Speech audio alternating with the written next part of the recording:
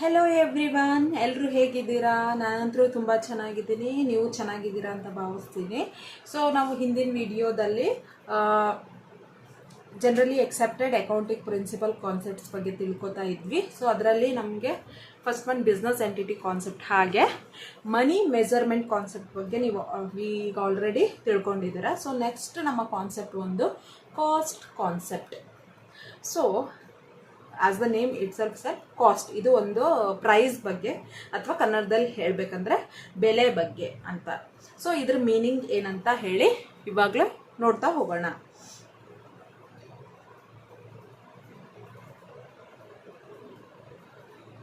According to this concept,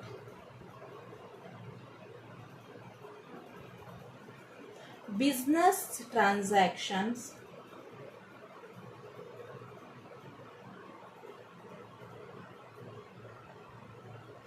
are recorded at original price, not for current market value.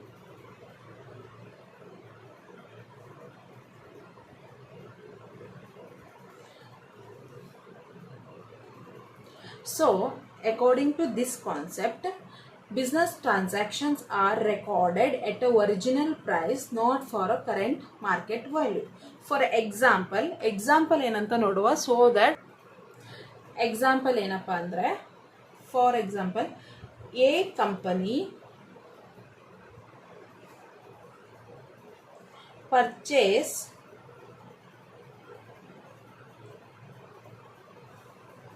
machinery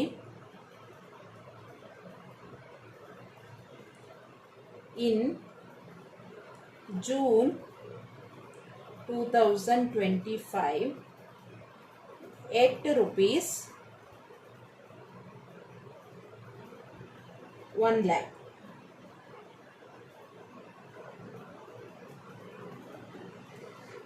So cost concept ಏನು ಹೇಳುತ್ತಂದರೆ, a company purchase machinery in June 2025 rupees 1 lakh. ಜೂನಲ್ಲಿ a company ಒಂದು ಮಷಿನರಿನ purchase ಮಾಡುತ್ತೆ. ಅದು ಎಷ್ಟಕ್ಕೆ? rupees 1 lakhಗೆ purchase ಮಾಡುತ್ತೆ. ಅದನ್ನು ಈ ಥರ ಟ್ರಾನ್ಸಾಕ್ಷನ್ನ ಡೈರೆಕ್ಟ್ ಹೀಗೆ ಬುಕ್ ಆಫ್ ಅಕೌಂಟಲ್ಲಿ ರೆಕಾರ್ಡ್ ಮಾಡ್ತಾರೆ. ಬುಕ್ ಆಫ್ ಅಕೌಂಟಲ್ಲಿ ರೆಕಾರ್ಡ್ ಮಾಡ್ತಾರೆ. ಸೊ ಇವಾಗ ಏನಿದೆ 2026 ಇದೆಯಲ್ವಾ. ಸೊ ಈಗ ಮಷಿನರಿ ವ್ಯಾಲ್ಯೂ ಮೇ ಬಿ ಕಡಿಮೆ ಆಗ್ತೈತೆ, ಬಿಕಾಸ್ ಮಷಿನರಿ ಅನ್ನೋದು ಒಂದು ವಸ್ತು ಆಗಿರೋದ್ರಿಂದ ಅದ್ರ ವ್ಯಾಲ್ಯೂ ಕಡಿಮೆ ಆಗ್ತಾ ಹೋಗುತ್ತೆ. ಯಾವಾಗಲೂ ಅದ್ರ ವ್ಯಾಲ್ಯೂ ಇನ್ಕ್ರೀಸ್ ಆಗ್ತಾ ಹೋಗಲ್ಲ, ಅಂದರೆ ಡೆಪ್ರಿಷಿಯೇಟ್ ಆಗುತ್ತಾ ಹೋಗುತ್ತೆ, ಅಪ್ರಿಷಿಯೇಟ್ ಆಗಲ್ಲ.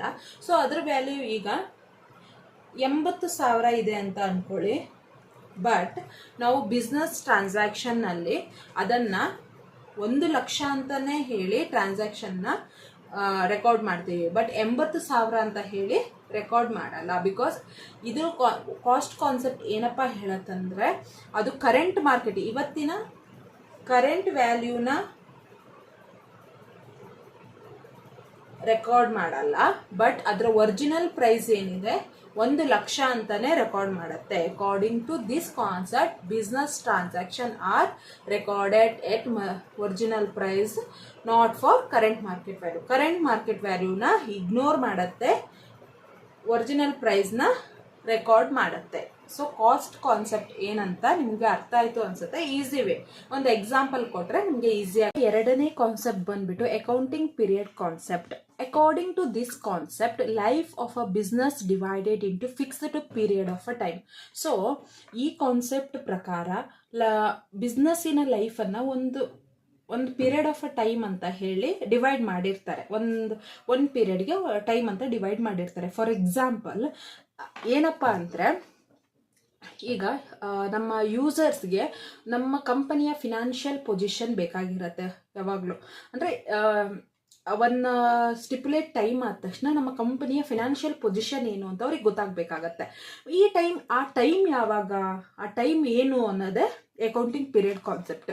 ಸೊ ಒಂದು ಬಿಸ್ನೆಸ್ಸಿನ ಲೈಫ್ನ ಒಂದು fixed period of a time ಅಂತ ಹೇಳಿ ಏನು ಡಿವೈಡ್ ಮಾಡಿರ್ತಾರೆ, ಆ ಟೈಮ್ನ end of this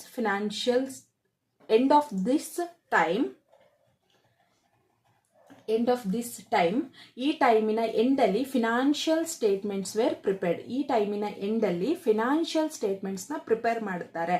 so generally ನಮ್ಗೆ ಯಾವಾಗಲೂ ನಮ್ಮ ಅಕೌಂಟಿಂಗ್ ಕಾನ್ಸೆಪ್ಟ್ ಪ್ರಕಾರ ನಮಗೆ ಈಗಿರೋದು ಏಪ್ರಿಲ್ 1 ಇಂದ 31 ಮಾರ್ಚ್ ಆಫ್ ನೆಕ್ಸ್ಟ್ ಇಯರ್.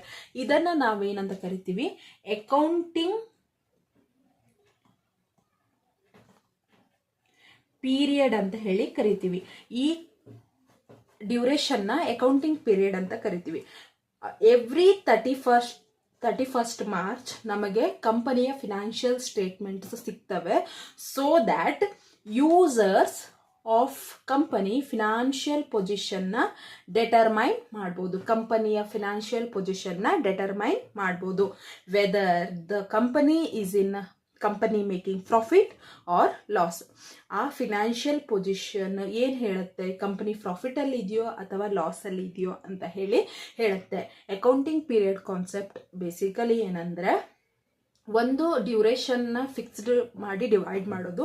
ಆ ಡ್ಯೂರೇಷನ್ ಟೈಮಲ್ಲಿ ಎಟ್ ದ ಎಂಡ್ ಆಫ್ ಆ ಡ್ಯೂರೇಷನ್ ಟೈಮಲ್ಲಿ ಫಿನಾನ್ಷಿಯಲ್ ಸ್ಟೇಟ್ಮೆಂಟ್ಸ್ನ ಪ್ರಿಪೇರ್ ಮಾಡಿ ಫಿನಾನ್ಷಿಯಲ್ ಪೊಸಿಷನ್ನ ಡೆಟರ್ಮೈನ್ ಮಾಡೋದು. So that user of the company can use this information to analyse ಮಾಡೋಕ್ಕೆ, ಕಂಪನಿಯ ಪರ್ಫಾರ್ಮೆನ್ಸ್ನ ಅನಲೈಸ್ ಮಾಡೋಕ್ಕೆ ಈ ಟೈಮನ್ನು ಅವರು ಯೂಸರ್ಸು ಯೂಸ್ ಮಾಡ್ಬೋದು.